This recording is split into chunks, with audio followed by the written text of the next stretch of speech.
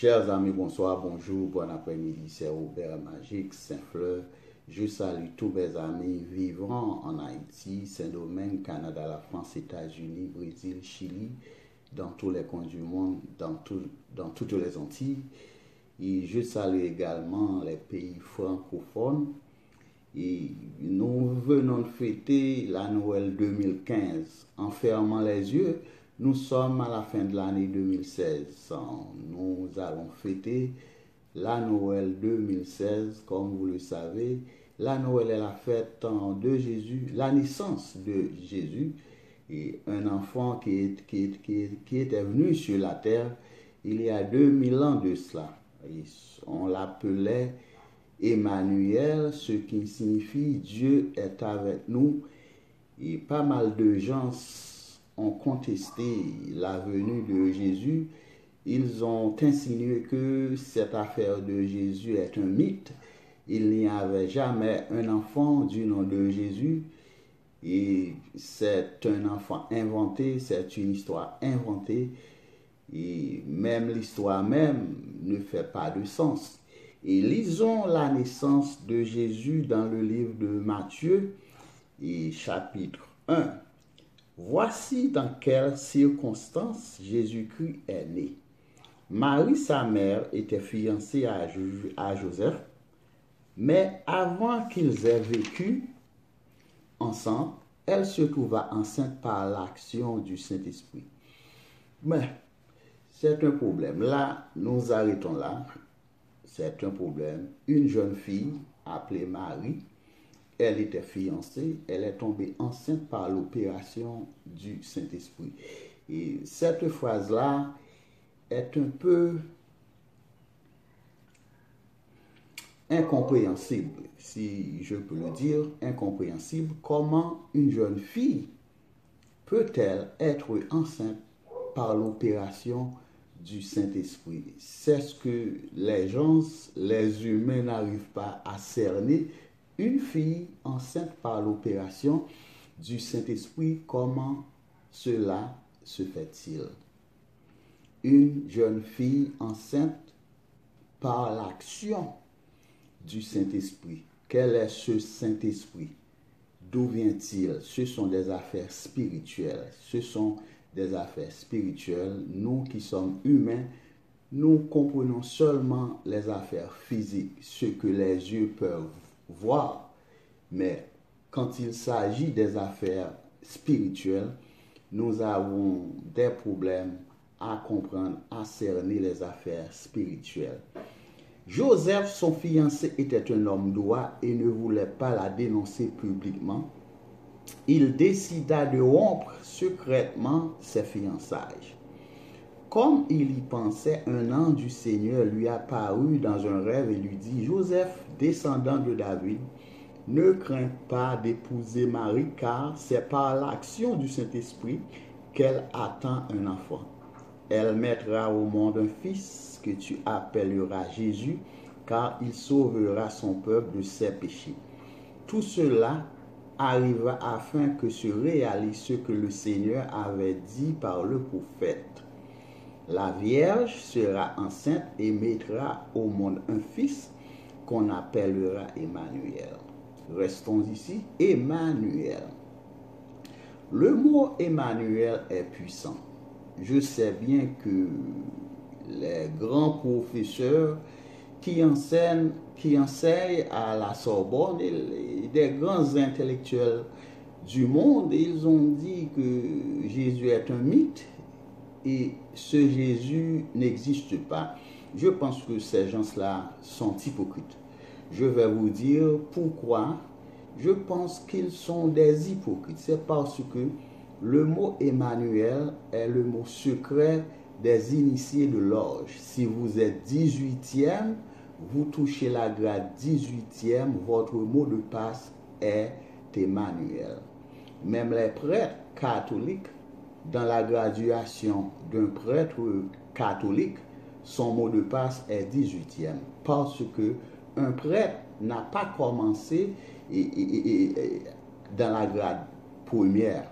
C'est-à-dire, un prêtre catholique a sauté de la grade 1 jusqu'à la grade 17. Le prêtre commence à partir de la grade 18 dans sa graduation. Le premier jour de sa graduation étant que prêtre, il est 18e. Il est 18e et son mot de passe est Emmanuel. Et Emmanuel est très puissant. C'est un mot très puissant. Et ce mot-là a beaucoup de puissance. J'ai entendu parler un initié de loge. Il m'a dit que il a dissipé une bande de régiment, une bande champrelle, comme on dit en créole, une bande champrelle, en prononçant le mot Emmanuel. C'est-à-dire, le Jésus était vraiment venu. Ce Jésus est puissant, son nom est Emmanuel. Et le mot Emmanuel est le mot secret des initiés de loge et la grade 18e. Si vous êtes 18e, et comme un initié de loge, vous le savez, je le sais que votre mot de passe est Emmanuel. Ce mot est puissant. Quand Joseph se réveilla, il agit comme l'ange du Seigneur lui avait ordonné et pris Marie comme épouse, mais il n'eut pas de relation avec elle jusqu'à ce qu'elle ait mis au monde son fils que Joseph appela Jésus. Le mot Jésus, c'est un mot puissant également, parce que des magiciens comme Aziel Aristide, comme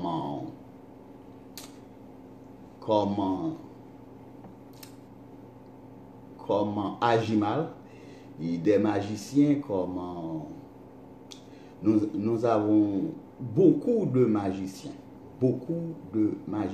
Timano Lajan, nous avons Bernardin, Isnardin Bernardin, ces magiciens-là, et nous ont dit que le mot Jésus, le nom Jésus est très puissant dans le monde invisible et dans le monde des esprits. C'est-à-dire, on ne peut pas prononcer ce nom. Ce nom est si puissant, même les grands démons comme Lucifer, comme Bomba, comme tous les grands esprits ont peur d'entendre ce nom, le nom de Jésus. Quand ils entendent le nom de Jésus, ils tombent face à la terre. Il y a pas mal de vidéos sur YouTube, sur Facebook, sur Twitter. Et ces vidéos-là essaient de démontrer que Jésus n'existait pas. Et s'il y a pas mal de gens disant que Jésus n'existait pas, ils ont dit que on n'a pas sa photo, on n'a pas le jour de sa naissance, on n'a rien de lui, c'est seulement les religieux qui sont fous, et ce sont des gens qui sont malades mentalement. Ils servent un Dieu qui n'existe pas, puisque on n'a pas sa photo, on n'a pas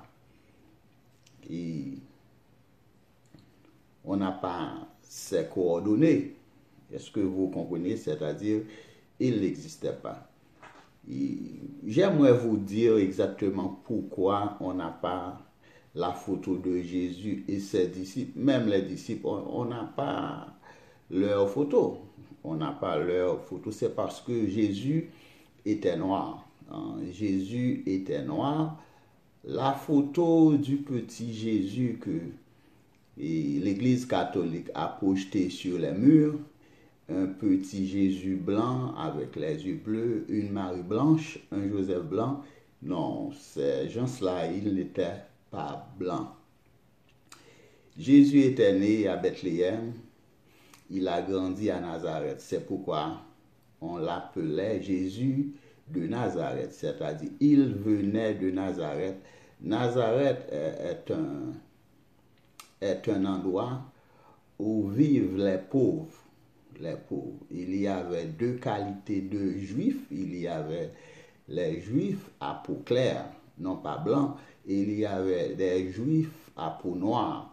Il y a deux sortes de Juifs. Jésus a grandi parmi les Juifs qui portaient la peau noire.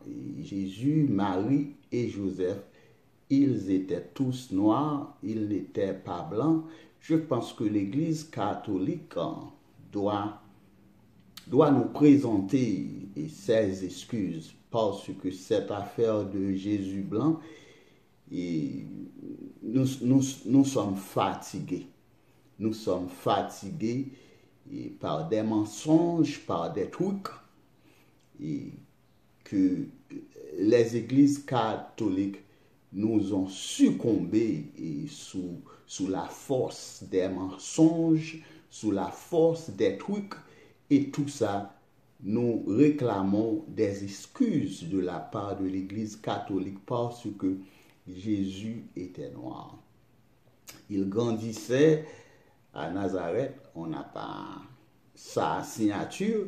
Par exemple, mon signature est Saint-Fleur. Cependant, on connaît seulement, on entend seulement que son nom était Jésus. On n'a pas sa signature. Tout ça, je pense que les Juifs et les prêtres, ils ont connu les papes. Les papes connaissent très bien le nom de Jésus et sa signature. Et le pape connaît également que Jésus était noir, que Marie, une jeune fille de 13 ans, enceinte par l'opération du Saint-Esprit. C'est ce que les gens n'arrivent pas à comprendre, comme je vous le disais. Déjà, ce sont des affaires spirituelles. C'est comme si, imaginez-vous un homme qui voyage dans l'espace. Un homme qui voyage dans l'espace, sans avion, sans passeport, il fait le tour du monde dans l'espace. Croyez-vous cela? Ce sont des affaires spirituelles. Est-ce que c'est vrai? Oui, il y a des hommes qui voyagent dans l'espace, en plein midi, au cours de la nuit. Ils voyagent dans l'espace, sans avion, sans passeport, et ils ont fait le tour du monde. Ce sont des choses spirituelles. Quand il s'agit des choses spirituelles, nous qui sommes humains, nous n'arrivons pas à les cerner, à les comprendre. Tout ce que nous devons faire, c'est de les accepter parce que ce sont des choses spirituelles qui arrivent. Imaginez-vous, vous marchez au cours de la nuit et puis vous voyez des petits poussins au milieu de la rue. À 1h du matin, il y a près de 250 poussins, 250 chiens, 250 bœufs qui remplissent les rues. Ce ne sont pas vraiment des bœufs, ce sont des humains qui se transforment en bœufs, en poussins, en cabris et tout ça. Et ce sont des choses spirituelles. Toi et moi, nous n'arrivons pas à comprendre ces issues parce que ce sont des choses spirituelles. Quand vous entendez